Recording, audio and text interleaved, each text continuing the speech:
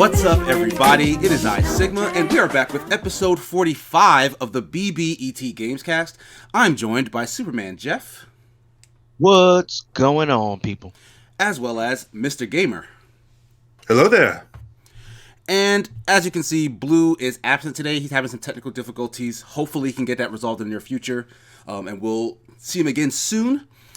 But as we always do, we like to begin things with what we've been playing / watching over the course of the week. Does anybody want to go first? I don't mind. I can go first. That's fine. Go ahead. Prepared to go first. Let me just grab my portfolio. Okay, all right. But yeah, so I have been playing Fantasy Star Online a little bit. Didn't get to play much this week, so it's gonna be kind of short for me. So I played some Fantasy Star Online 2. Went back on there for about 2-3 hours. Did some urgent quests. I love popping on for the urgent quest. Are those on a schedule that you can check outside of the game? Yes. So the website has a schedule, okay, and it shows those urgent quests are going to take place. Nice. So it makes it, there's a particular one you're looking for, you pull it up, it's going to happen at this time, you can pop on and get that done. Right now I'm trying to reach the level cap. I'm at 63. What is the cap? So 75. Arbitrary number, but okay. Like, why 75? Why not 50 or 100 or? Well, I know what I noticed is in Japan it actually went up to 100. So that'll probably updates and stuff, because there's a lot of stuff that was in the Japanese version that we haven't gotten yet, which I guess they'll be doing like occasional rollouts and stuff. Yeah, we're gonna have to catch up, I guess. Yeah, because they did say this is supposed to be ported over to the Series X as well. Right. I really do hope they do some kind of improvement to it, because I like how that game plays, but it could use some updating.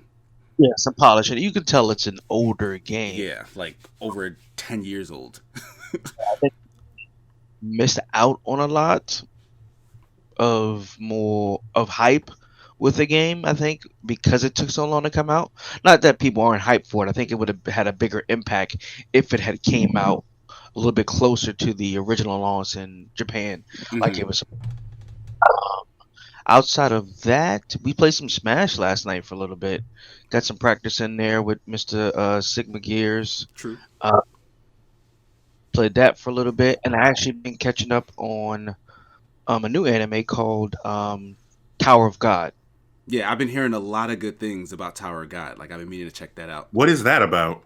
So there's a tower, pretty much, that you can climb.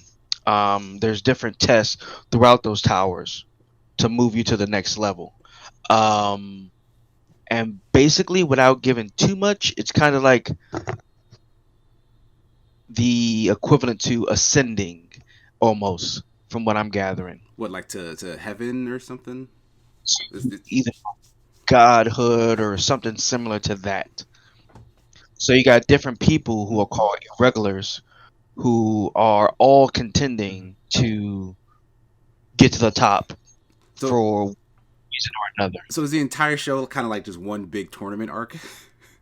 Well, because what happens is it does pretty good. So he starts off with the main character, gives you some backstory of how he, not really too much backstory, but it gives you a brief glimpse of how he got to the tower and why he's at the tower. And then the different people you meet coming along, obviously, as you interact with them, it kind of switches to their perspective for a little bit and kind of tells a little bit, why they're at the tower, what led them to the tower. Combat is really good. It's beautifully animated, and the lore seems very interesting. I'm only on like episode 4, so it's still kind of going into that, but the combat looks amazing. This was based on another one I think that came out before, the Tower of there was another tower, I don't remember what it was called before Tower of God. Yeah, I don't have anything in my mind. But really good anime. Aside from that, I've been catching up on Star Wars Season 7. Mm-hmm. I'm like, did that finale? Yes. Okay, so the whole thing is out. Okay, so I might start watching that again too. So I'm at like 4 episodes behind of that, and then trying to hold off on before I finish it, because once I finish it, it's done. Yeah. Did you watch those other series, like the Rebels and the Resistance, or the other 3D Star Wars shows? I was watching Rebels. It was a little hard for me to get into, but I heard it picks up a little bit more. Uh-huh. But lastly, I did start watching Samurai Jack again the last season because I didn't get to finish it. It So is Samurai. good. yeah. I really like the final season. Woo! Yeah. So right now I'm up to where he's actually became content with fighting the girls once he realized they were human. Mm-hmm. I made it to maybe like 2 episodes past here before, but I didn't get to finish because it was on a weekly release, and I Yeah. kind of now since Makes it's sense. all done, I'm gonna finish that up. And that's all I've been playing / watching. Nice. You know, Okay. I'll go next. Yeah, I haven't been playing too much. But I did. I guess I'll just start with TV stuff because I can't even think of what I've been playing recently. But I did watch Star Wars Episode 9 recently, like on Star Wars Day, May the 4th. It came out to Disney Plus, so super late at night, I finally put it on, and I did not really like it. Like I was on the mindset like, oh, I've been liking these newer movies, even though like a lot of the super hardcore fan base aren't feeling them that much. Like the first one I thought was fine. The second one I could see like there were some issues. There were some parts of it that were like kind of dumb, like that whole casino thing with Finn and the girl. I didn't like any of that. Yeah, but there were some dope scenes in the second one. Like I liked it overall, but the third one just really felt like it was plotting. Like it was just the stuff that they were doing didn't seem important for a lot of the movie. Like it was so like it was like this galaxy wide conflict that they're in the middle of, but everything was so personal. Like it was all about Kylo Ren and Rey's relationship with one another, even though they really don't know each other. Like they were using all this science fiction terminology that they poorly explained, like the dyad and the force type thing that explains why Rey and Kylo can do all this force nonsense that you really don't see any other characters doing, that they don't really talk that much about. Like they don't go into in-depth. And like me and Blue had a little bit of this conversation before, and he was saying like, oh, it's explained a little bit more over here in this story or in that story, like just other like side material, which I get. Like it's cool when there's a big franchise and it's like a connected universe and things match up, but like when it's kind of like deep plot points in your story, like don't make that obscure information, because like your general audience isn't gonna know what's happening. That's how I felt. Like for me, it's also when you have different directors doing a movie in a trilogy. mm-hmm. I think I don't like that because one director's vision might not tie into that next director's vision. So that next director's trying to roll back different things that he didn't like from the prior movie to fit his overall goal, and it kind of becomes convoluted in a sense. That makes a lot of sense, yeah. Cause yeah, I don't know where it ended up. Parent Church got rolled back. In the first movie, it was decided Right. they were just simple junk traders that left her, and then J.J. Abrams didn't like that, so he rolled that back because fans were in an uproar, like, well, how's she just some nobody? So they rolled it back and made it to she was, obviously who she was. She was like super significant. But then they tried to tie that significance into the other significant family, and it's like, but why are they connected? Like you're not explaining it. It's just a small thing that people you might not know. So it's been long rumored that Palpatine actually fathered Anakin. He got his mom pregnant through the Force. Okay, I don't want to hear any more. Yep. Nope. Because that is stupid. That's stupid. What? It tells you that he had no father. Oh my god. She didn't get pregnant from having relations. She just woke up one morning and she was pregnant. So it's been mentioned in certain spots, but I don't know if it's ever been completely confirmed. But that's why it ties in that she's actually a Skywalker for the most part. It was slightly better if that's not the reason. Like if there was no reason, it's better than that being a reason. Or that she just took up his legacy, or whatever it was, Who, Rey? Well, no, I mean, if she's related to Palpatine, then sure, she can inherit, his vast amount of power in some way. Like, that makes sense on a scientific / magical level. You know what I mean?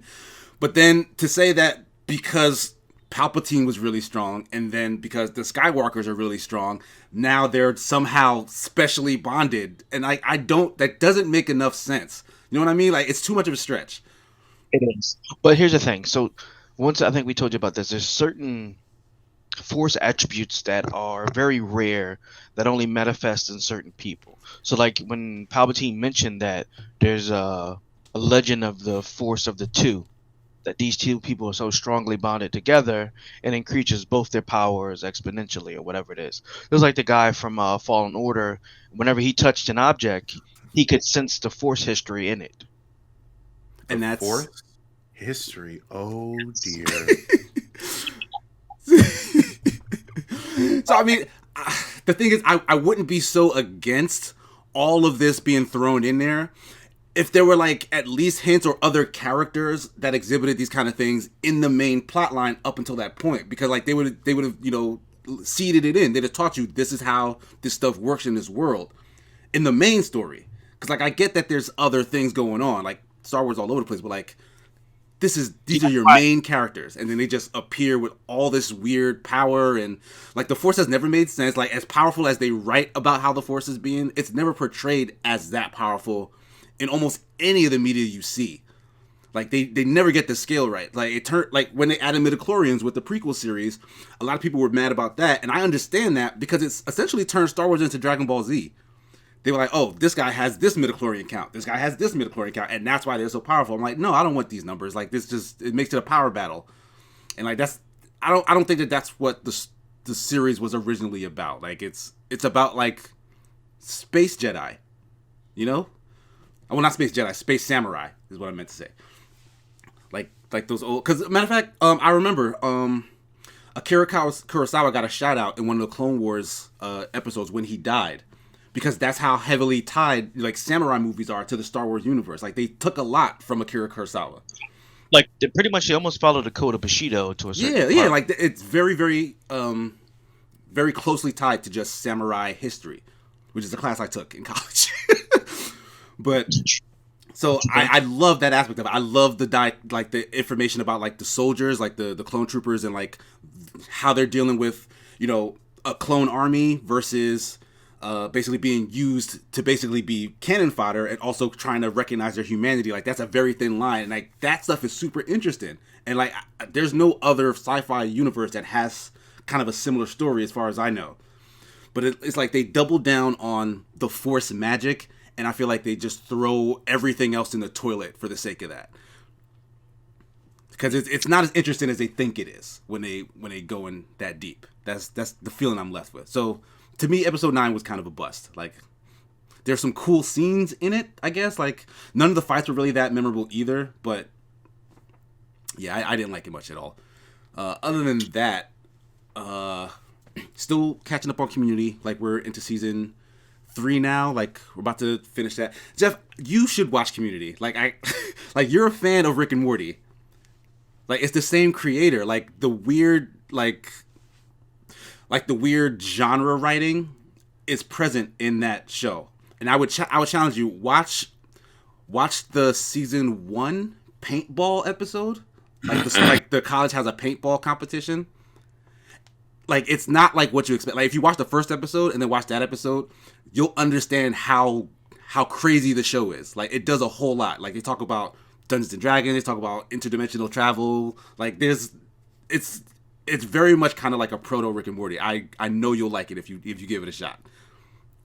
I'll watch a few episodes here and there. If you're not getting into it from the very beginning, I say just look for the paintball episode, and then that should sell you, I would think. If I don't like it, are you gonna refund my time? Dear. Sure. You can cash that in for more Smash Bros. Lessons. Ooh. Okay. There we go. Oh man. But yeah, in terms of games, yeah, honestly, I don't think I've been able to play much this week. I mean, other than Gears Tactics, because I was still playing that on stream, and I kind of want to just get through it. I'm really enjoying that game. Actually, no, we played Halo Wars.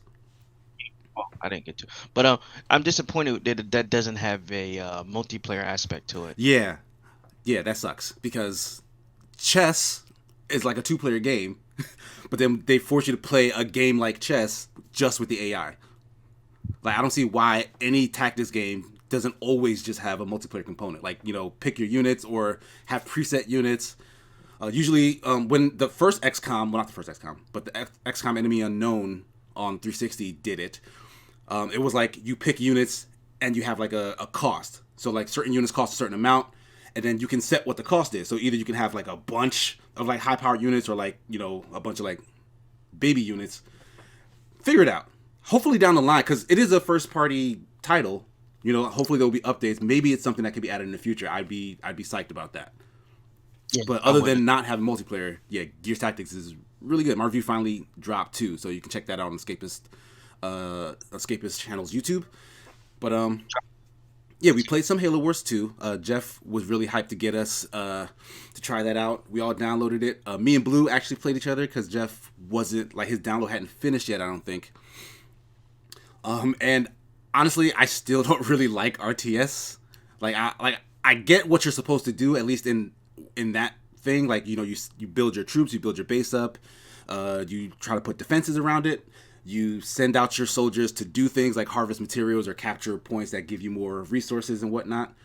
And then, if you come across the enemy or you come across the enemy's base, you try to destroy it, right? Either with overwhelming force or with, I guess, a counter to whatever their counter is, right?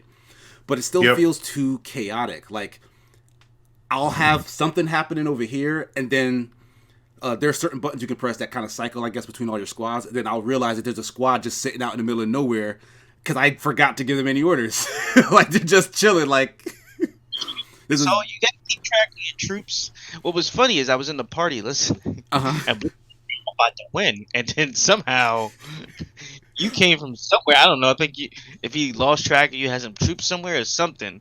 It just seemed like you guys were like a little confused with what was going on. Like, it wasn't until after the fact that I realized kind of what happened. Like, it was a deathmatch scenario, so you needed to basically destroy all of your enemies' bases so that they can't make any more troops, and then they lose, right? But you start with one base on opposite sides of the map, and there are other plots where you can build bases. I didn't realize that until like way later. So all I was doing was just building people. Say again? The first one. Yeah, okay. So all I was doing in the very beginning was building people, like troops and stuff, and then just sending them to collect resources. So they didn't really have much to do because I wasn't running into Blue at all. But apparently what Blue was doing was building troops and then having them find plots to build a bunch of bases all over the place. So while my base was kind of very strong, Blue just had like a wider operation of a bunch of different bases. So I'm assuming at some point my mass of soldiers started running into his like tiny bases and then just destroying them one by one, just as like a giant group, because he didn't have enough defense for any particular base. But then when he finally did get his army up, he attacked my super strong base, and my guys were able to fend him off long enough for everyone who was elsewhere to come back and then still take those guys out. So like I never really lost anything. And then once I realized that, I'm supposed to build bases too, I started doing that while my massive army was also kind of guarding against Blue reconstructing anything else. So it kind of just wore him down. And while it's fun to beat Blue, I didn't feel like the game mechanics were all that fun and interesting to me personally. But I still want to give it more of a try. Like I want to try, because it's 6 players total, you said, right? I'm still not 100% sure if it can be 6 people on opposite teams or if it's like 3 people on one team and 3 people on the other team. It has to be 3v3. 3v3, okay. So I still want to try that out where like there's more people who maybe can devise a thing and like have specific roles. Like maybe that'll make it easier to manage, which will make it feel more focused, I guess. But it was okay. Like, I'm not going to say it's terrible. Like, in general, I don't like RTSs. This is probably a better experience than I've had with them. But I'm still not really sold on it just yet. But that's pretty much it for what I've been playing / watching. Gamer, what you got? All right. So, Red Dead Redemption 2 dropped on Game Pass. True. Completely skipped the story, went right into the online. I didn't like it from the beginning, and that was because I was comparing it to GTA, which is significantly more fast-paced. Yes, there's there's you reason for they're that, just yeah. Now, with that being said, I can understand and I enjoy more as a solo player the Red Dead experience versus GTA. In GTA, it is really difficult for you to do anything by yourself because you're going to be getting into a session with, on average, let's just say 15, 17 people who are most likely higher level than you, who will just grief you because they can. Yeah, that's been an issue for the longest in that game. Now, that can happen in Red Dead, but they aren't as overpowered as you are. Like, they'll take a shot to the head just like you can. And if you have a posse and they have a posse, you kind of got to ask yourself, do you want to shoot first? Because, I mean, like, do you want to do this? There's no extremely overpowered, like, orbital laser cannon and you're just wiped out. You know, everyone has, you know, repeaters, revolvers, and horses. So, you know, we can do this. Do you sure you want to do this? So there's that. Also, for the first time in a long time, I am actually picking up a fighting game. I played with DJ on Tekken. I'm actually picking up Tekken. How are you liking it? It's weird because I'm used to like Ultimate Marvel versus Capcom. I'm used to Skullgirls, those kind of fighting games, and those kind of fighting games. The window for you to put in your inputs is smaller versus in Tekken, you actually have to stop to wait for your character to get to, like, I'm just going to call it like a neutral stance before you can go and do the next move. Like, you just can't put it all in or buffer or something like that. Or maybe you can. I haven't figured it out, but I'm not seeing that, which makes the game harder to play for me because I'm used to just like mashing out my combo and then watching it being done. But it's like, no, this, and then they bounce, and then I have to do this, and then I have to do a move that will actually make me closer to them. So there's a little bit of that. Just like the animations are like what, like more deliberate, like they have to play out in full, because a lot of the more animated type 2D fighters, like they can't. There's no canceling. They cancel animations to like. Now there are moves that do cancel, but it's not like, for example, focus attack dash cancel and FADC is typically what you would see in Street Fighter. There isn't anything like that sort of mechanic. Wave dashing from Brawl, there's no pivot, like there is none of that. And then you have the similar issue where, I could just ring you out or knock you into the wall and juggle you. Like that's going to happen. So I've been playing a lot of that. I am trying to get as many of the yellow cake launchers from the Revenge of the Cartels event for Borderlands 3. That's a gun? I heard you guys talking about that earlier. Yes. It's a launcher that shoots out cake that then explodes and then branches off into smaller cakes that then explode and branch off into smaller cakes, etc., etc., etc. And multiples of them for some reason? Yeah, so it starts off with one, and then one goes into two goes into four, etc., etc. But the thing about the guns in the Revenge of the Cartels is that one of the kind of like special abilities you can get with the gun is that it will do 300% more damage for enemies that are at 90% or more health. Yeah. And that's like a random roll on a weapon? Correct. Like there is no guaranteed chance to get that.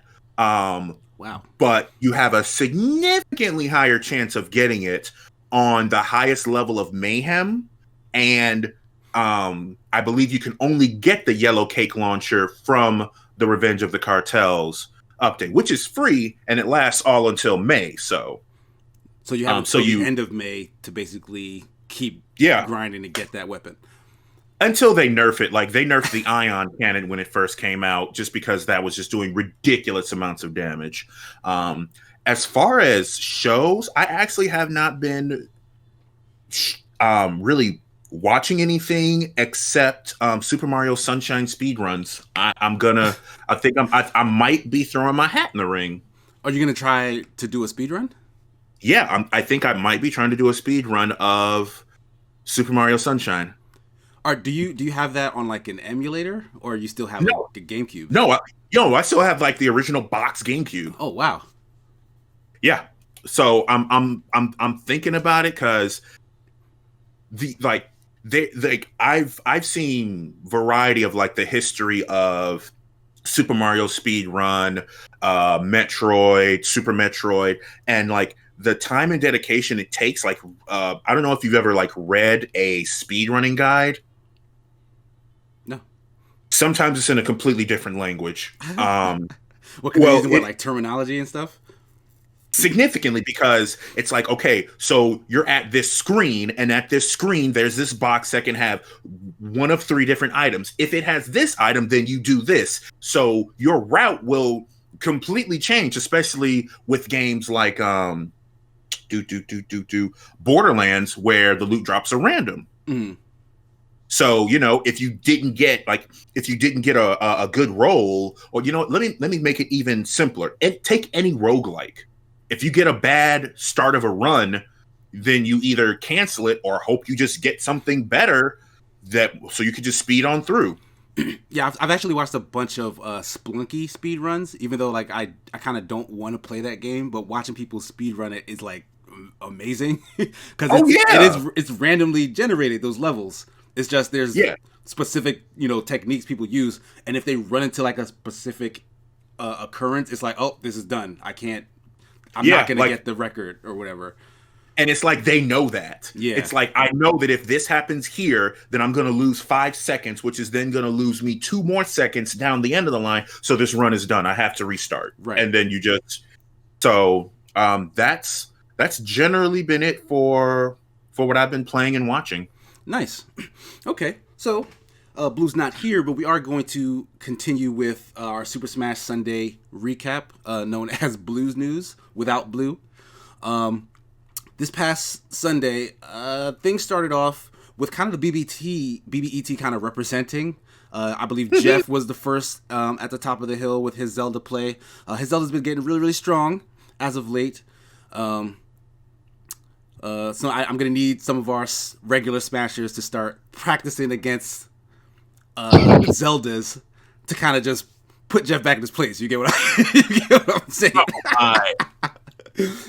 But eventually, I believe it was My Captain Falcon, which I don't really play, but I'm starting to think maybe I should try him out as like a regular occurrence. So My Captain Falcon actually had a bit of a run after that too, because I was able to beat Jeff Zelda with him, which I didn't think would happen. And then he kind of had some time on the top as well. A bunch of kind of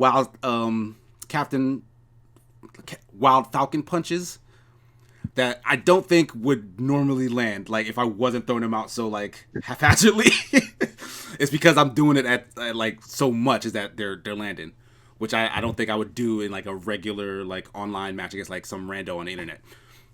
But after that, Blues Bowser actually beat My Captain Falcon and then also had a run of it online. So like Blues Bowser again is also improved immensely from when he first started. So like that's really cool to see, like when to just actually have a view of the improvement. So like anybody else who's like plays with us every Sunday, if you keep playing, like that's gonna be the result. Like with everything in life, like the more you practice, you know, you're just gonna get better. But then after that, Emissary with his Ice Climbers had a really impressive showing. Like he actually stayed on top, I want to say, longer than anybody else for the rest of the stream. His Ice Climbers have been getting really good. He's been practicing those desyncs. He's been showing us videos in his in our Discord about some of the combos he's trying to learn. So the fact that he actually nailed one, I believe, the one that ends with Nana doing a spike at the end. Like it's super impressive. Like it's jaw dropping when you actually see it in action. Yeah, just it's like you see the start of it, and then you see the person go to the end of the stage, and you know it's gonna happen, and it's just like, yeah. I'm still wondering if that's inescapable for all characters, like I'm pretty sure like maybe some characters can't get out of it, but there has to be some who can maybe DI a certain way or who just too big and can maybe like force their way out in some fashion. But I imagine a lighter character would probably be able to get away. Maybe, yeah. I don't want to get in the middle of Emissary to try to find that out. I will leave that to the professionals. And by professionals, I mean you and Jeff, because yeah. So yeah, I'm good. Katz showed up. I believe he took down Emissary after some time and then had his time in the sun as well. He was using Little Mac, I believe. And he had some really impressive wins as well, especially with that KO punch at the end of that last match, where he read a roll on the ground, and he even admitted that he accidentally did the roll. Like he wanted to hit on the opposite side and then did the opposite side and then accidentally read the roll, but it was still impressive. But at the end, we did a couple of and this was actually after the stream. We did a couple of Bowser versus Bowser matches because Jeff played Bowser against Katz at the very end and lost, and Blue felt some type of way about it, so they actually fought one another as Bowser, and Blue managed to win, so Blue was the better Bowser of those two. But then I wanted to get on the action. I picked a Bowser, fought Blue's Bowser, and I beat Blue's Bowser. So I'm not saying I'm a better Bowser player than Blue, but I did beat Blue's Bowser, so we'll just let that stay, and Blue can defend himself next time he's on podcast. But that pretty much wraps up Blues News, our Super Smash Sunday recap. We're going to move now into our topics. First up, Jeff, we got some Star Wars news.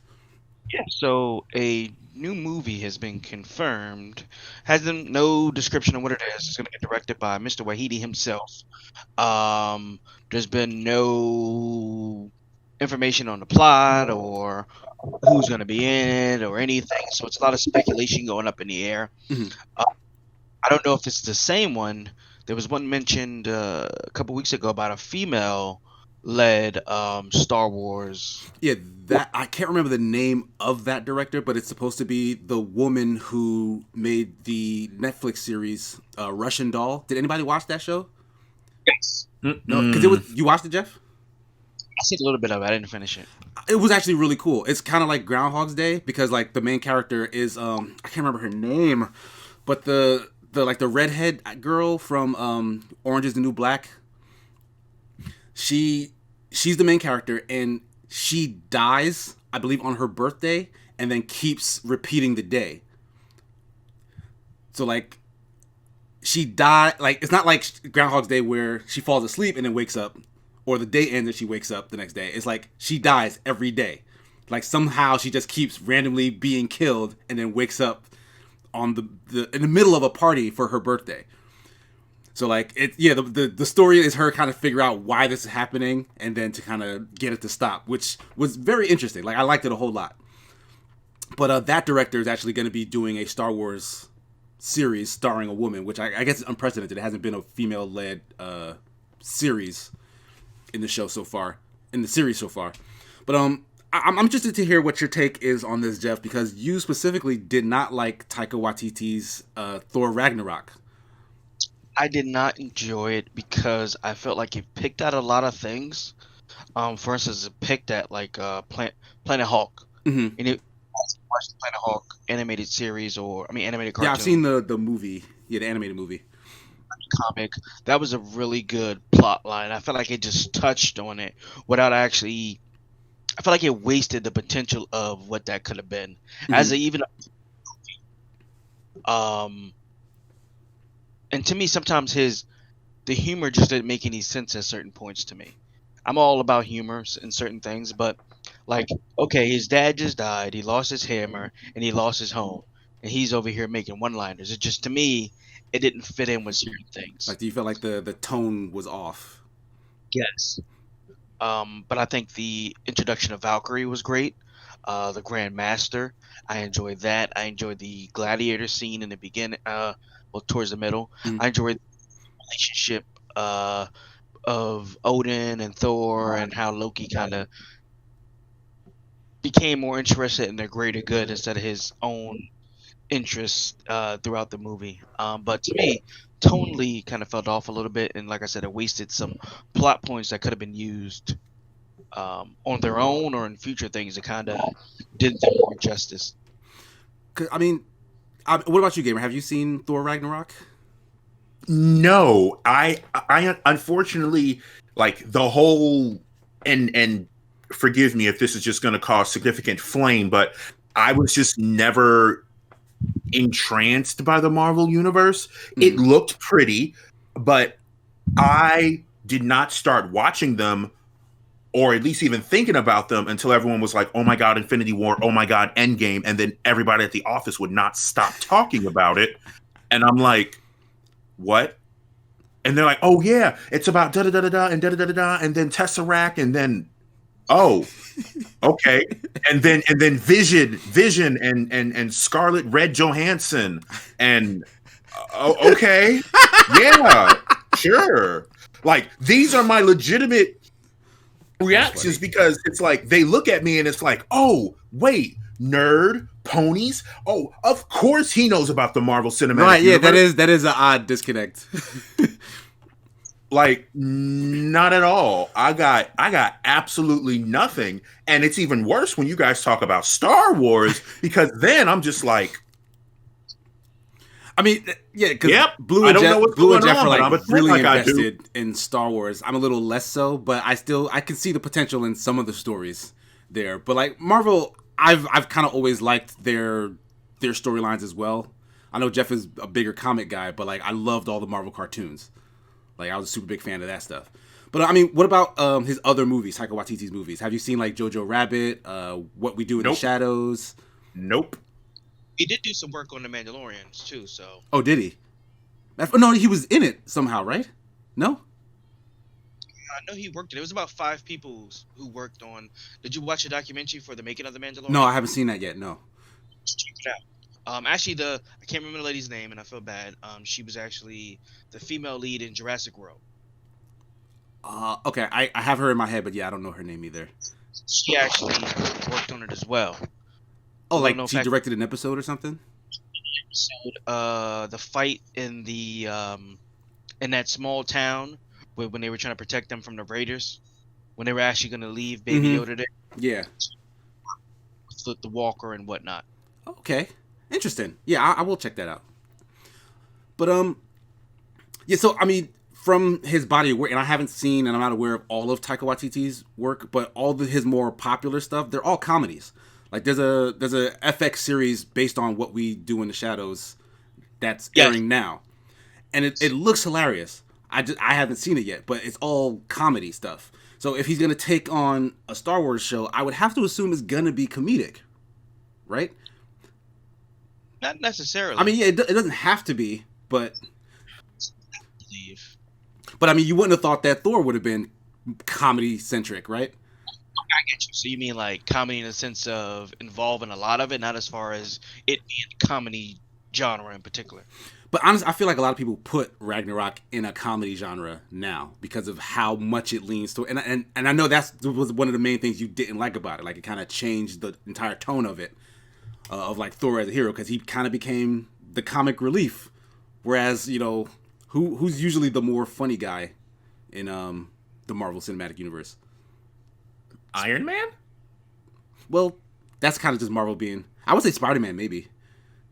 He's always been, you know, quick-lived with, insult. So, and I think Andrew Garfield's Spider-Man embodied that more than any other one I've seen. But those movies were really bad. Like, they were bad because I think the villains were just really bad. I don't know, because there's a scene that I keep remembering where he was playing basketball in a gym. Do you remember this? It was so bad. Tobey Maguire one. Well, yeah, there's some really cheesy scenes in that too. But man, that Andrew Garfield basketball scene was no, that was a mistake. Look it up, please. I think it was in the first one, the Amazing Spider-Man 1. Yes, it was the first one when he first realized what he could do. But I hope the movie kind of explores a different time point in the universe, as opposed to a different part of space. I would like it to do maybe very early on, maybe like in the Old Republic time where there are no Skywalkers and stuff like that, and it kind of can start to explore more of and kind of explain more of what the Force is, or even like I don't want it to do that. Civil War, where there were no Jedi and there were no Sith until that Civil War happened, and so this is like way before even like the prequel trilogy. way before any of that. I mean, I guess that could be interesting, but I don't know. Like, I just feel like now timeline kind of restricts so much of what can be done because of what's already been established. I want them to kind of just do some new nonsense. Like, just go forward.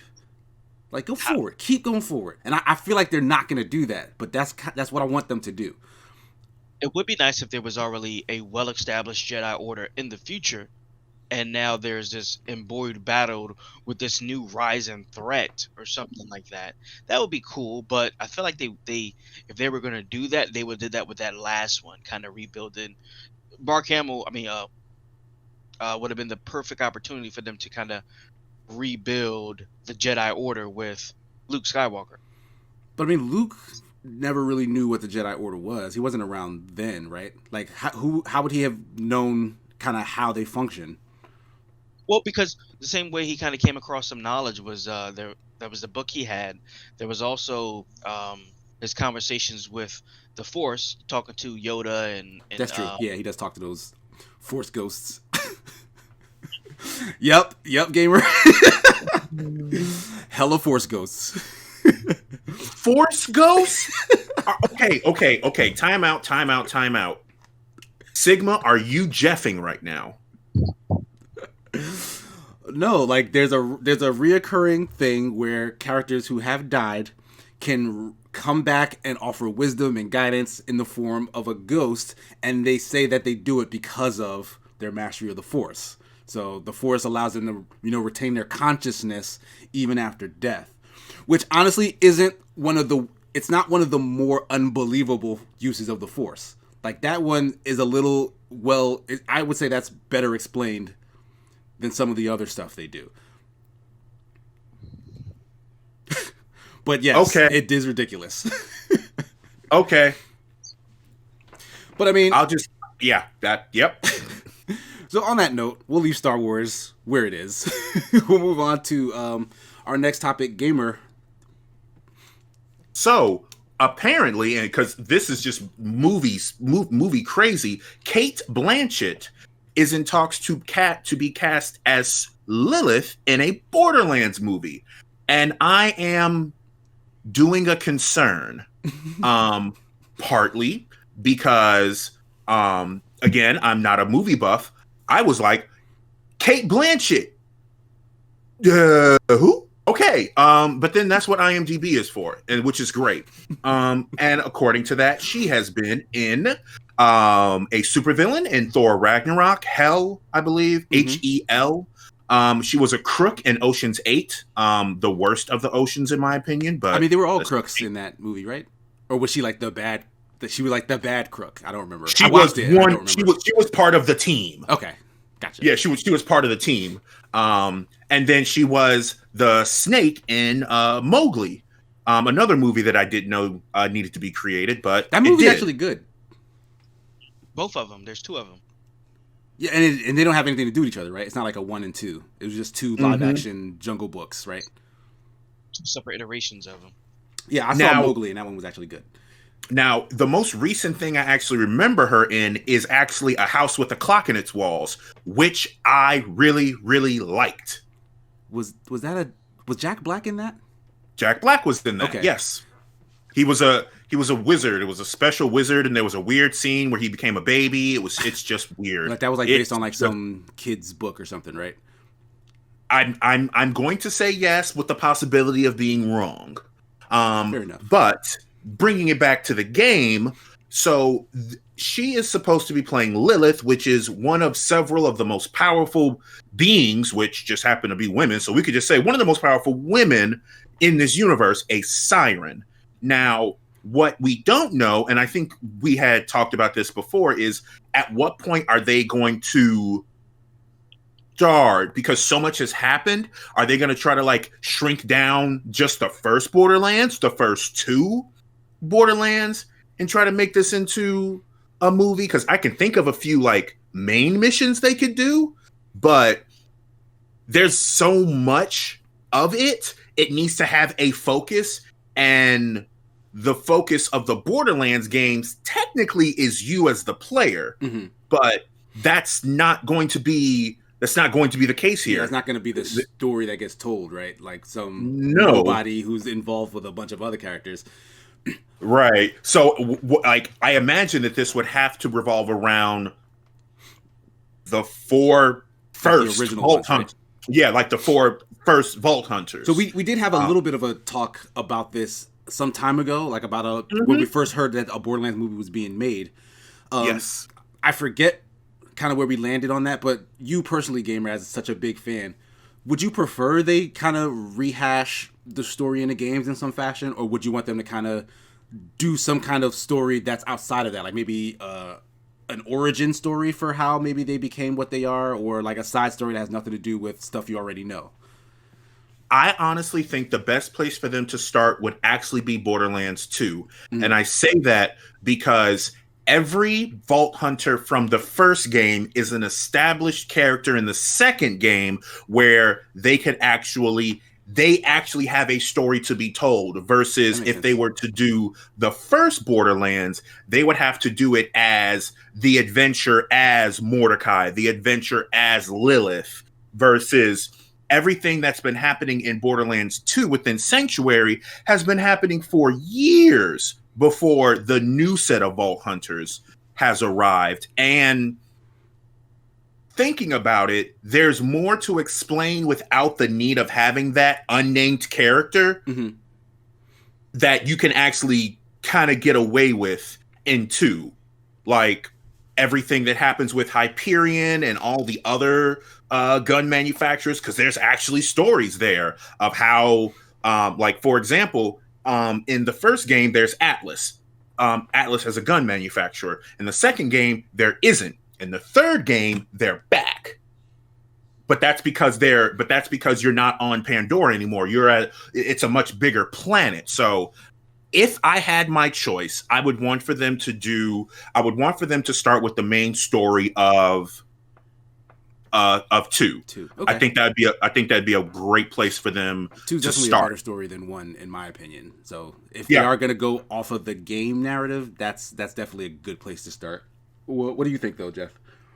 So what I'm envisioning is a hardcore Henry situation where you are the new Vault Hunter. You are the player. Okay. And Wait, Hardcore Henry, was that movie where like they were talking to you as like, the person?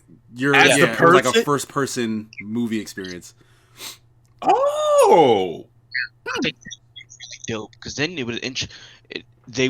you would be the new Vault Hunter, and you could be introduced to all these characters and interact with them, and still tell a original Borderlands story without being focused on one of them, but you still get all their point of views from your first person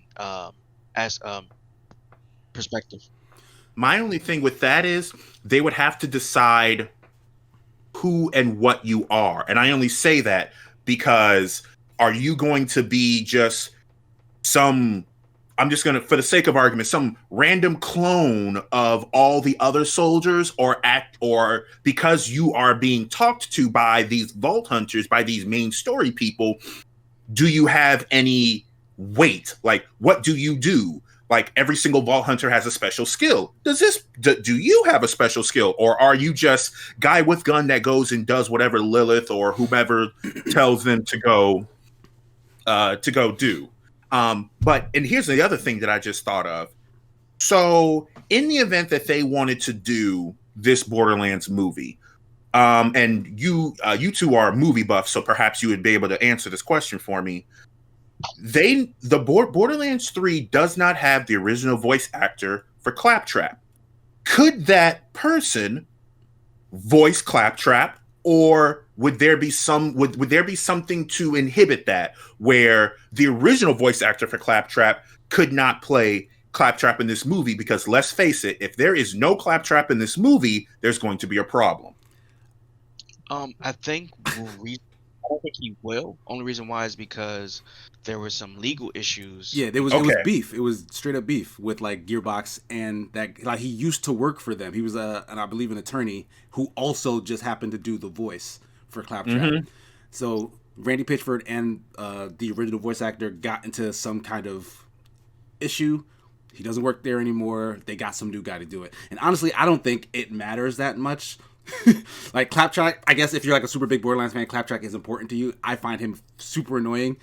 If he wasn't in the movie at all, I would not mind that. Well, here's the only thing though. He actually is integral to the story, and that's the problem. I mean, fair enough. But here's what I'm thinking. Like, though Jeff's idea would be very interesting, like it would put a Borderlands movie in kind of like a class where the spectacle of it may be interesting enough to get people to go watch it. I don't think that's what they're going to do here, because they went and they chased down Cate Blanchett, who's an Oscar-winning actress.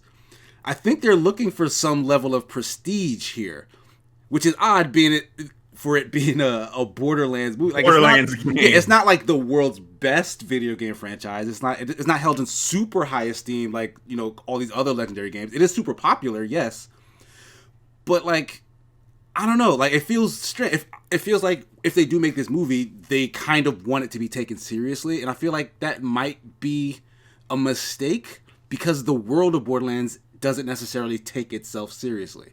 Does that make sense? It does. I mean, you got psychos, you know, yelling about meat bicycles and everything like that. So yeah, the world doesn't take itself seriously. Like, a ton of the game is referential to other pop culture, right? Like, that's some of the best stuff in there. It's like all these side stories that are like, oh, this is from this movie, this is from that TV show, these are characters from things you know.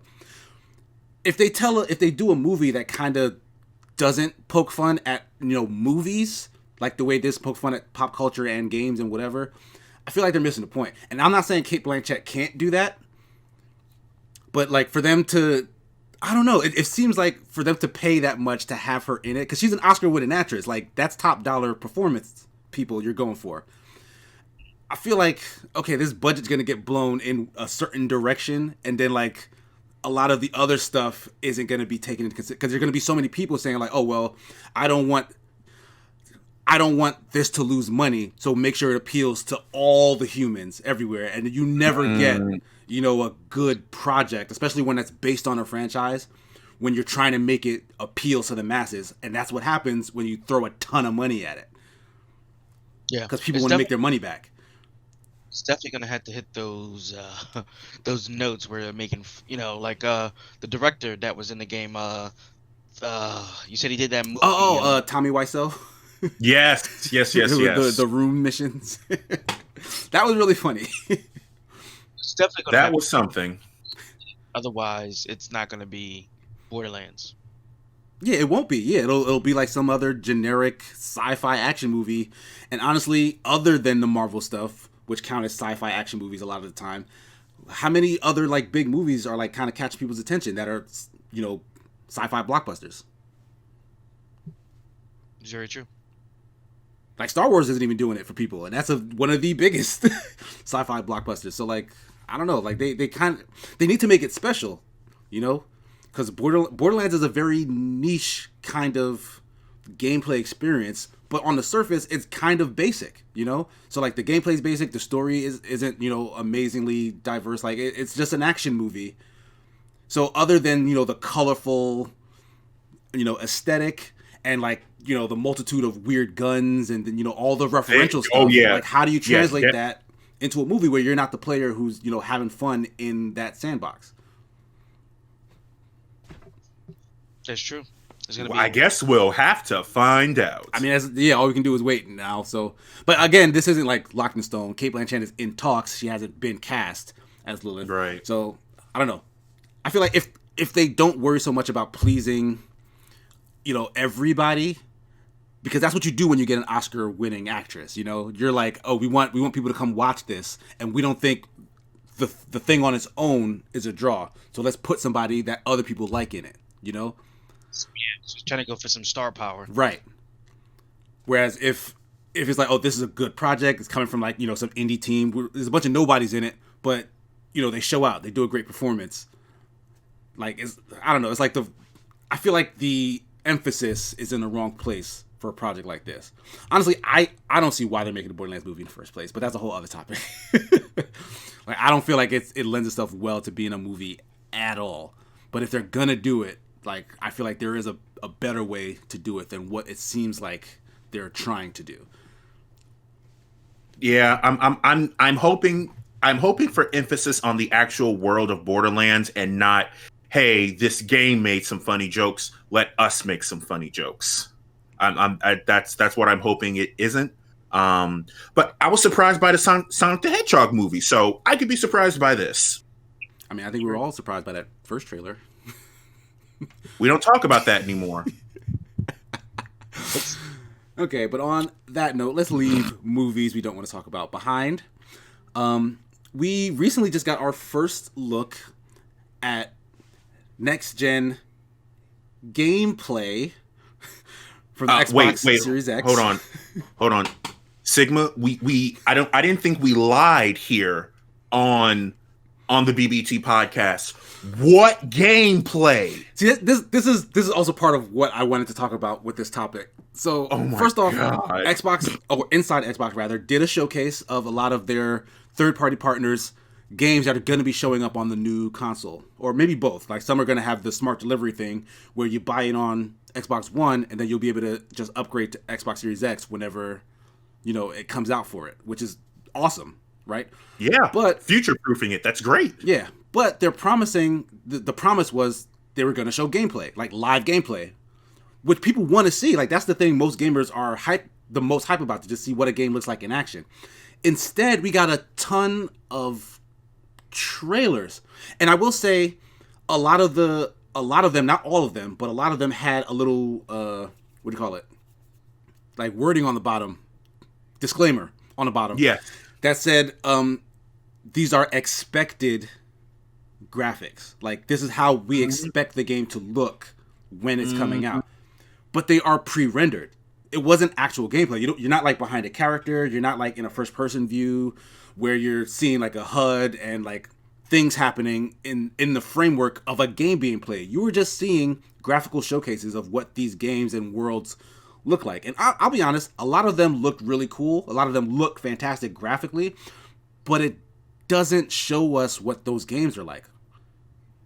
And they keep doing this. Yeah, I mean, because now, mind you, it was a little better than Sony's TED Talk on sound. It was a little bit better than that. It's definitely more entertaining. Yes, but it was definitely. It made me. Okay, I'm going to choose my words carefully.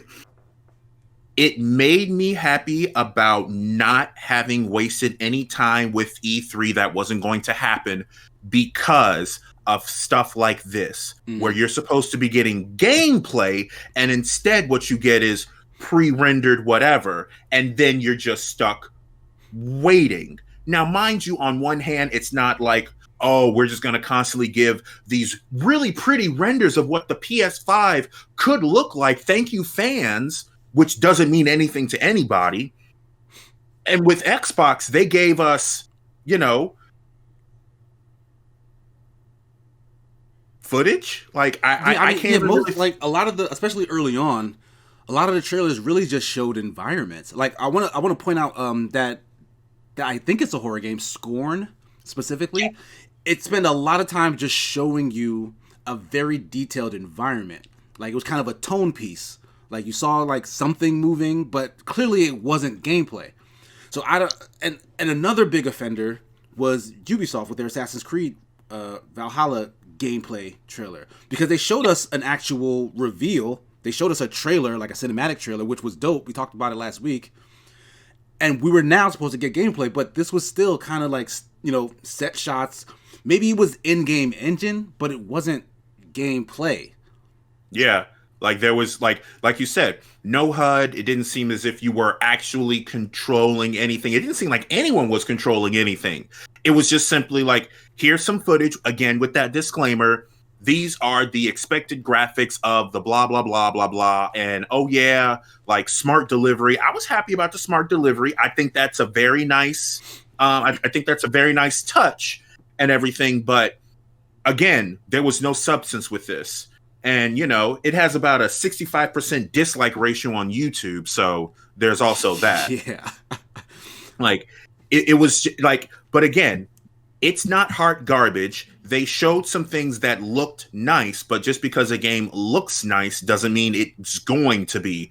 And even with their future proof, even with their we're looking to go in different places than Nintendo and Sony and everything, and cloud gaming and everything like that.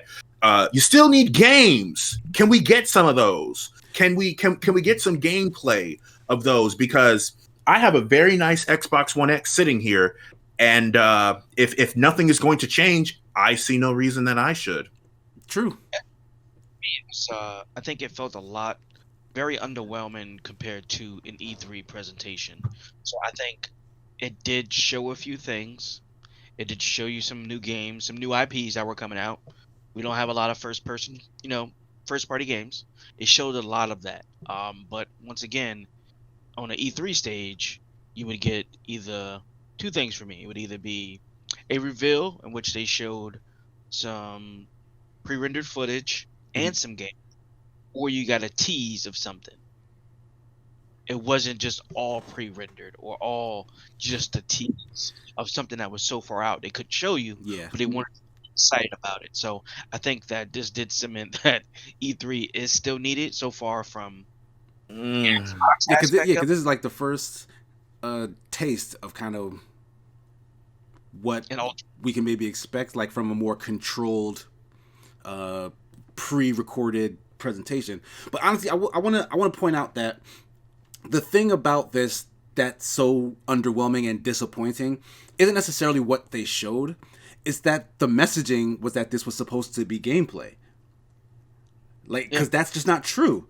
Like, if they would have set the expectations properly, so like, oh, we're going to show you a bunch of trailers from, you know, new IPs from a bunch of third parties that are going to be putting games. Like, set the expectations properly, so no one would be sitting here expecting to see what the game played like, which is what gameplay means.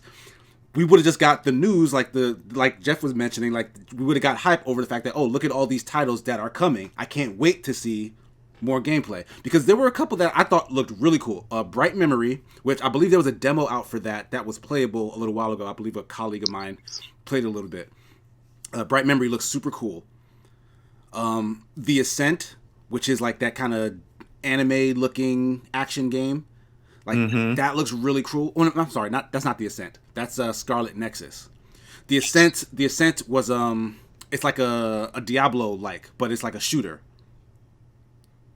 It's like it's like an action RPG, but like the perspective is up in the air and like it's like a cyberpunk world. Like, check that out if you don't know what I'm talking about. The Ascent, that one's cool. But Scarlet Nexus is the anime action game I'm talking about. That looks really dope as well. And then Jeff, you mentioned Second Extinction was on your radar, the one with the dinosaurs. Yeah, because obviously, what was the first thing you thought when you saw that was Turok is what I was thinking. So, I didn't get that from the weapons. Like, it seems like very similar to it. The weapons don't seem as far out as a Turok game, because remember, some Turok weapons did. You had some machine guns, but you had some stuff that did some crazy stuff. Like, yeah, they were space weapons. You were speaking like it was like Serious Sam level of weapons. Yes. So this didn't seem to that level, but I did love the way the dinos looked from the pre-rendered trailer. But I also don't know what the game involves. Is it a first person? Is it 4 squads trying to make it through a dino island or whatever it is? Any of it. So, you know, it's also going to be dependent on what the narrative of the game actually consists of. But it did look. I did enjoy the way it looked. Yeah, and I also want to point out Yakuza, Like a Dragon, is a new game from that studio, but I don't think that one is an action game. I think that game specifically, they're like, it's it has a lot of the trappings of the Yakuza series, but the combat is being replaced with like kind of a turn-based strategy type thing. So I want to see more of that. But again, it was a canned trailer, so like we don't see what the game looks like in action. You just saw action from the game. You know what I mean? So like honestly, it's the messaging. Like these are the kind of mistakes that Xbox really can't afford to make right now, because they've been, you know, kind of pleasing their fan base for a long time, and Sony's been doing the opposite. Like they've been very tight-lipped. They haven't been showing much of anything. If Sony were to, in the next couple of weeks, like show a bunch of their games, like gameplay, they're gonna shoot through the roof in terms of like anticipation, because they're basically, you know, catering to what the people want. As long as they don't make the same mistake. They don't lie and call it gameplay when it's not gameplay. So like it's kind of an unforced error. Like I don't understand why it's so important for these companies to convince you that a thing that isn't what it is. You get what I'm saying? Insert political climate joke here. Right, there's way too much of that going on. Like, just like people aren't as stupid.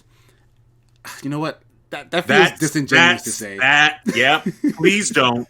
Please don't. Like, it really does feel disingenuous to claim that people aren't as stupid as you think they are. Because yeah, a lot of them kind of are nowadays. Yeah, like they're like, have you heard of the Corona Challenge? I don't even know. I want to go down this path. What is the Corona Challenge? Oh, well, you asked anyway. So, the Corona Challenge was a small challenge made by a group of Instagram influencers who wanted to convince people that this pandemic is completely fake. So what they decided to do was, and you can Google this if you do not believe me, lick toilet seats. You know what? Yes, I was aware that this was a thing that was happening. Yeah. Because the coronavirus is fake. And how am I going to prove to you that it's fake? I'm going to lick the thing that I put my unwashed butt on. Because that's smart, right? And also, it doesn't prove anything.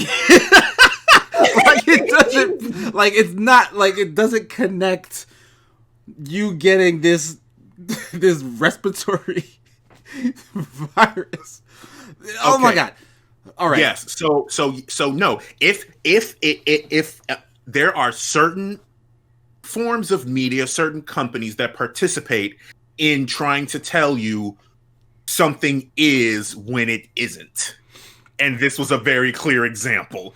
Oh, of course, that's totally gameplay. But this is gameplay over here. Oh no, this is new gameplay. That's old gameplay. Right. You know what? That pretty much answers my question.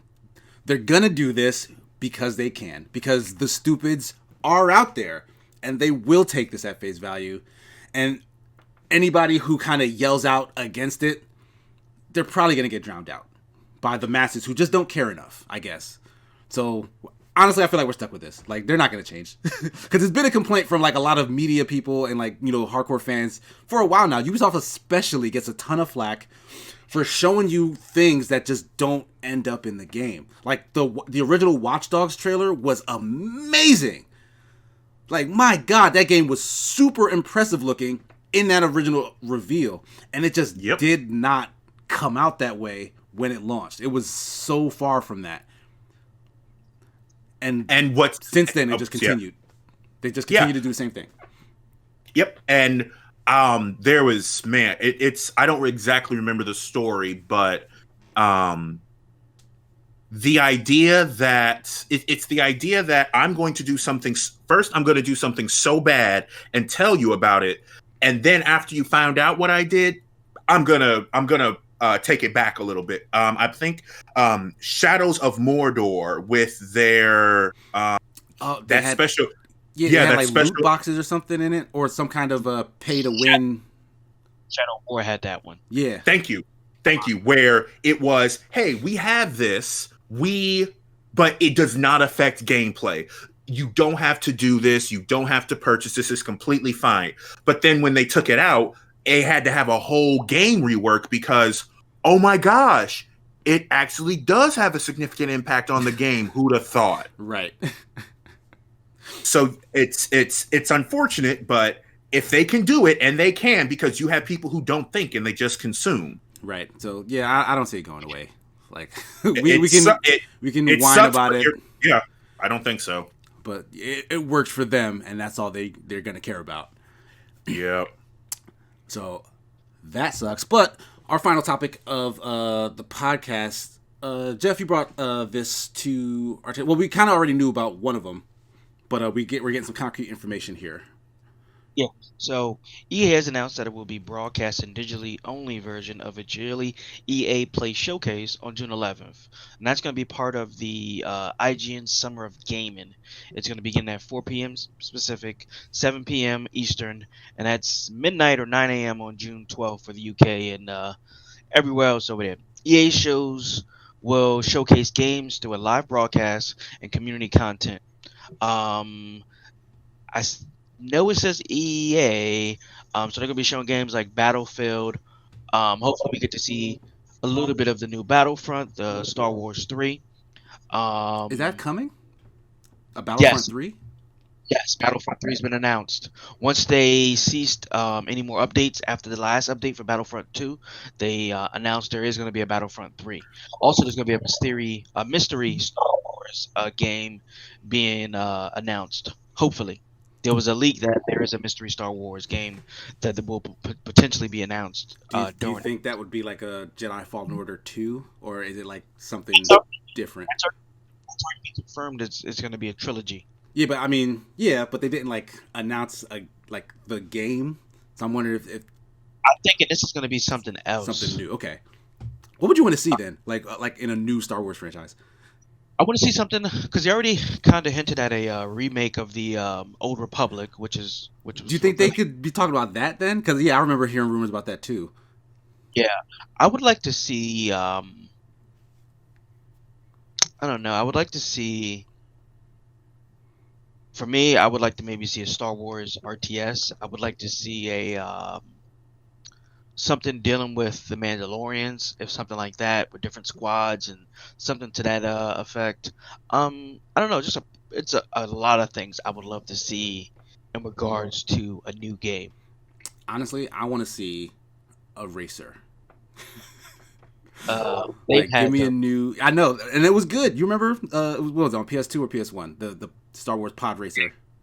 Yeah, that game was good. PS1 Pod Racers. Yeah, that game was fun, man.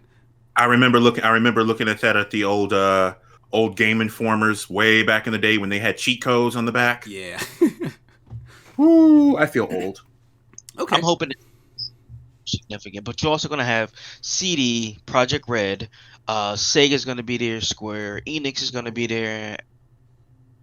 I'm hoping we get to see something of a new Witcher game because that was mentioned awfully a while ago too. So, yeah. I wonder. I mean, like they're getting ready to launch Cyberpunk.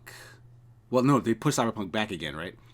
Yeah, September 17th. Yes, I can't imagine they'd have news about a new Witcher this early. We'll see. I mean, we will see. So, I mean, I'm sorry. Go ahead. So don't you poop on my dreams. Why are you dreaming about The Witcher, though? But what I'm wondering is now that we're getting concrete dates for all of these digital events, like this is kind of the beginning of the trial period where these companies get to test out whether they can do what E3 does without E3. We got a glimpse at Microsoft doing a little something because Microsoft is still going to have a thing here where I'm assuming they're going to show maybe the gameplay that they're claiming was going to be here, right? Like, because for like the last couple of years, they bought all these studios. They must have something to show by now. You know what I mean?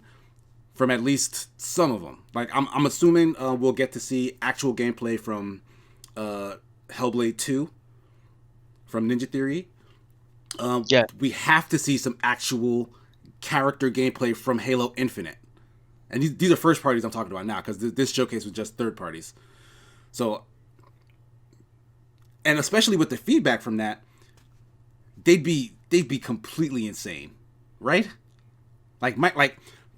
I'll say like all like the companies as a whole probably don't care about, you know, the feedback that comes from fans, but Xbox, since Phil Spencer has headed up, has paid a lot of attention to kind of the feedback they get from the media and fans alike. So I feel like he will be receptive to this kind of feedback, and especially for a showcase that has first-party titles in it, they wouldn't want to kind of disappoint people by doing a thing where they say, "Oh, we're going to show you some gameplay," and then don't show you anything. Because the last time we saw Halo Infinite was a trailer, like a cinematic trailer, and wasn't anything about the actual game. So they have to do that now, is how I feel. And they should. I mean, I think that will satisfy a lot of that hunger that was left after that last conference. And then that kind of hype would make people feel like, oh, this is just like E3, even though E3 has nothing to do with it. You know, so I don't know. Yeah, this is super interesting. Those dates are going to be in my calendar because I want to watch them live and get that experience like I do when E3 plays. But also, I think the IGN Summer of Gaming is literally supposed to, you know, stretch out across the whole summer, right? So it's less condensed. It's not like a week-long thing. I feel like it's a month-long thing in, what is it, June? June, right? So we'll kind of get more of a trickle of these reveals, and I wonder how that's going to function, because usually you get a bunch of companies all on one day, and then there's a ton of news. There's a ton of gameplay reveals. It's almost the same date too as E3 would have been June 10th. So that's when it's starting. Okay. Interesting. All right, so we'll see how that works, because I'm assuming they would do it that way because it's easier on their staff to kind of just spread. Okay, if they have partnerships with the publishers, like, okay, so you can have your stuff, you know, this day, you can have your stuff this day, and then like you have a week of like 5 developers, and they all get a news day kind of dedicated to, you know, their showcasing, and then you stretch that out over, you know, 3 weeks in June, and then that's your E3. Like, that could work. That is true. It could be easier on everybody's, you know, mental health, everyone's workload, and then getting the information out and making it, you know, parsable. So I don't know. I like this idea. Yeah, let's just hope E3 comes back next year. All right, so you still want to see the physical show still? Yes. See. No gamer, you know. Okay. Well, we'll see. Yeah, all we can do is wait at this point. But that's kind of how things are turning. That's going to be our final topic. Still no questions in the mailbag. We encourage you, please send us those emails. But in light of that, we're going to play a game. You guys remember Higher and Lower, correct? If not, I'll explain it to you once again. Perfect. Real fast. So, as we all know, video game franchises sell in the hundreds of millions, but some don't. I'm going to give you a game franchise, and you're going to need to tell me if the next franchise I name has sold more or less. If you get it right, you get a point. If you get it wrong, you don't. Okay. But this is something else that you and Jeff can brag that you won over the other about. So I'll start with a game that I'm not going to use. Okay. Super Mario, for example. Okay. It's a franchise that has sold 344 million. Okay. So, do you think Pokemon has sold more or less, higher or lower? Gabriel, you can go first, since I don't think you played this before. No, I have not, and I'm going to say higher. You think Pokemon has sold higher than Super Mario? Yes. All right, Jeff. I will go higher as well. All right, Jeff is also going to say higher. You're both correct. Points on the board for both parties. Pokemon has sold 362 million. Yeah. So I was just thinking that based off the fact that I can't find competitive Mario, but you can find competitive Pokemon. That's interesting. Okay. So now we're on Pokemon. Remember the number? 362 million? Mm-hmm. Has Grand Theft Auto sold more or less than Pokemon? And remember, we're not talking about like monetary, because we know that's made billions of dollars. Pokemon's also made billions of dollars. We're talking about like number of titles sold. Lower. Gamer's gonna guess lower. Jeff. Yeah, I believe lower as well. Lower. Okay. Good guesses from both guys. Grand Theft Auto has sold lower at 300 million. Okay. Okay. So let's get a little difficult here.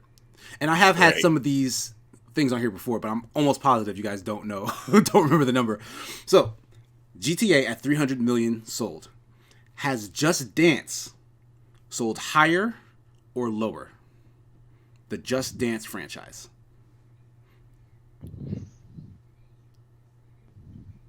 Jeff, you're saying higher. Okay. I'm going to go lower. Gamer's going to go lower. Gamer takes the point. Just Dance is at 70 million. So stark difference. Because I'm like, how many times have I seen Just Dance? Okay, I mean, I go to college parties and it's there, and yeah, that's it. Like, I just don't see it that much. Okay. So Just Dance, 70 million. The Elder Scrolls.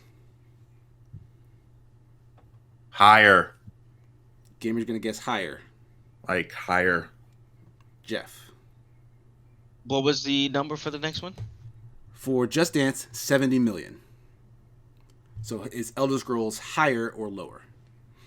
Yeah, definitely higher. So you're both going to go higher. You're both wrong.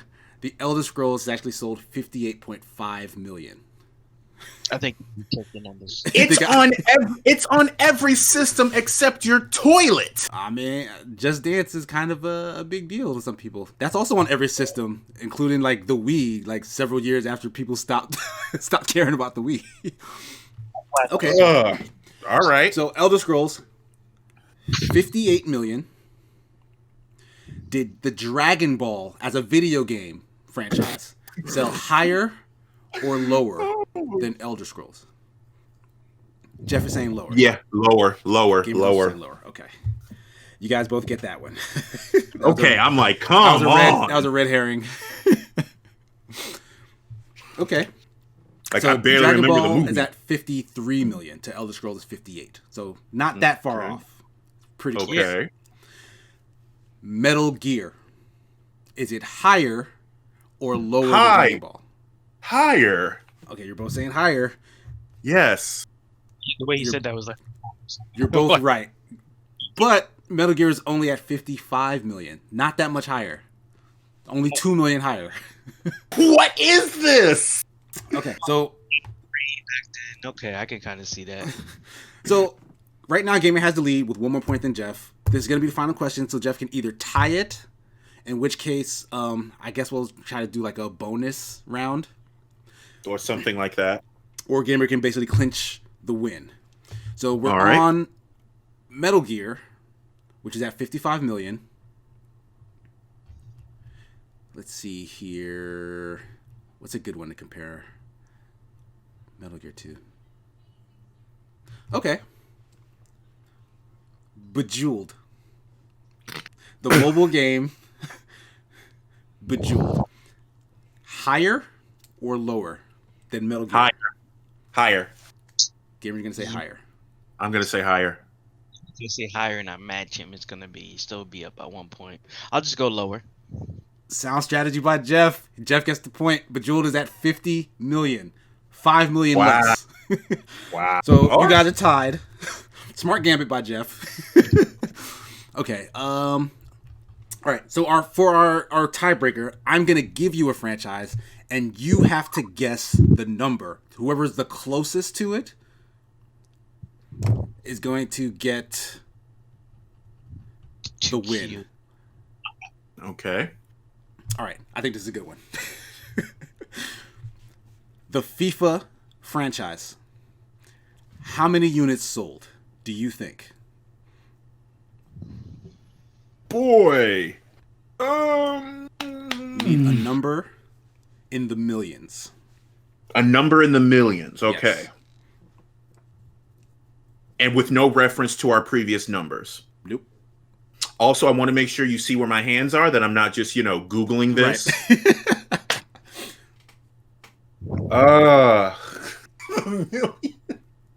I got. Well, man, I don't want you to set a standard for the other.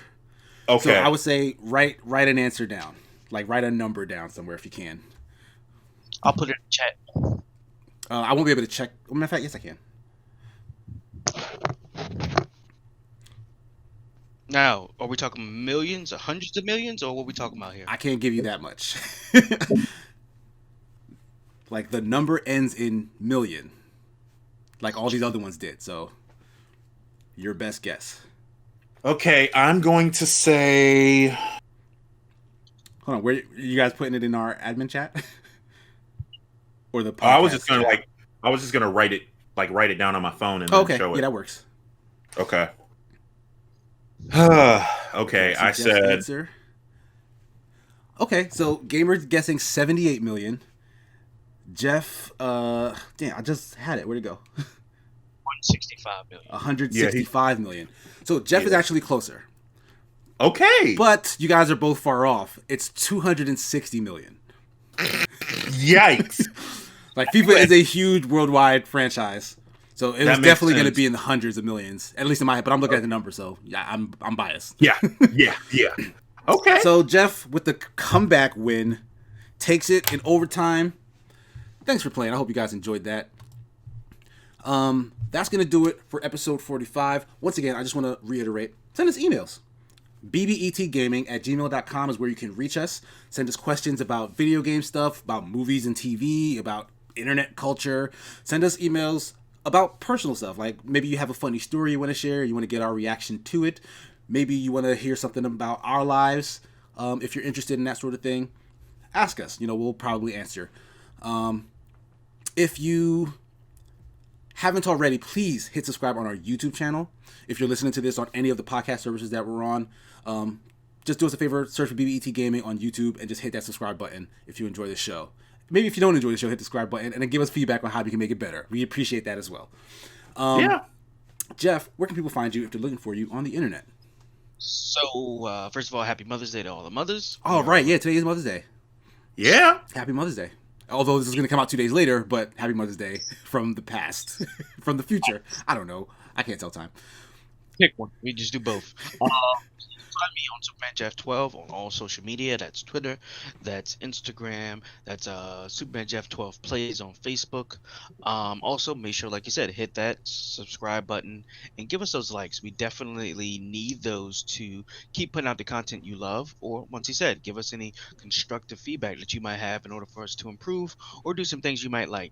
We also play games throughout the week. If there's a particular game you want us to try out for our Free-for-All Fridays, definitely go ahead and give us a recommendation. Come through, watch, join. We invite our audience to come out and play with us. So, yeah, go ahead, come out and see us sometime. Thank you. Gamer, what about you? Where can we find you if they're looking for you on the internet? You can find me at startbuttonreview.com. I am also on basically every social media as SBRMRGAMER. We have a Discord. Come hit us up there. It's been growing recently. I'm getting little blips of people coming in there. It's actually really nice, because if you want to play with us, that's going to be the easiest and fastest way to not only play with us, but also play with other people who might be playing something that you didn't know somebody else was playing. Exactly. So yeah, basically SBR Mr. Gamer. Sweet. You can find me on pretty much all social media at Sigma Gears 9. You can find me on Facebook at Sigma and Sun. You can find my 3-minute reviews as well as opinion pieces and live streams on escapist.com or escapistmagazine.com. I believe they're changing it from magazine to just The Escapist. So search for both for now, I guess. I don't have anything new coming out recently. But yeah, my Gears review just hit, I want to say like a day or two ago, so definitely check that out. Once again, I want to thank my 2 co-hosts. We'll see Blue in the near future. Hopefully he gets his technical issues resolved. Thanks to everyone who listens. Thanks to everyone who's watching. Thanks for everyone who's following and supporting us. We really, really appreciate it. Like, for real. Like, this takes a lot out of us. And just knowing that there are people who, you know, are anxiously waiting for the next episode to drop, or, you know, for our next live stream, to play with us on Fridays and stuff, and to play with us on Sundays, like, it swells the heart, you know, like, it's very much so appreciated. So with that, we're gonna close out episode 45. Thanks again, everybody. That's gonna do it for episode 45 of the BBET GamesCast. Peace.